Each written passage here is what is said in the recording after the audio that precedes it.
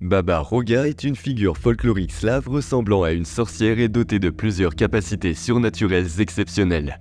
On la retrouve dans le folklore serbe, croate, slovène et bulgare et elle a une certaine ressemblance avec la tristement célèbre Baba Yaga de Russie. Baba Roga est une vieille dame laide aux cheveux ébouriffés, aux ongles longs et à la corne plantée au milieu du front. Elle est vêtue de vêtements en lambeaux, ce qui renforce son image terrifiante.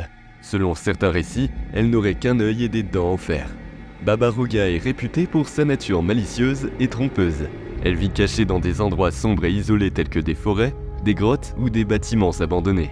Ces contes servent souvent de signe d'avertissement pour les enfants, les incitant à bien se comporter et à se tenir à l'écart des endroits dangereux.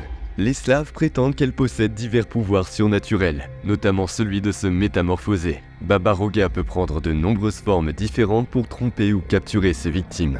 Dans certains récits, elle est décrite comme une métamorphe capable de prendre l'apparence d'une belle jeune femme pour attirer des innocents dans son piège.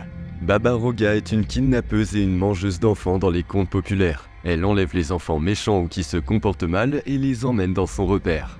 Elle ruse pour que les enfants s'approchent d'elle et une fois qu'ils sont à sa portée, elle les attrape.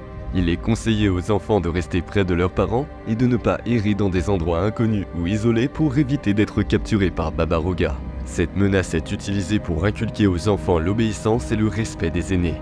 Les contes de Baba Roga sont transmis de génération en génération et elle reste un personnage bien connu du folklore slave. Ces histoires sont encore largement diffusées pour amuser, éduquer et mettre en garde les enfants contre les dangers de l'errance solitaire et la valeur de l'obéissance à leurs parents et à leurs aînés.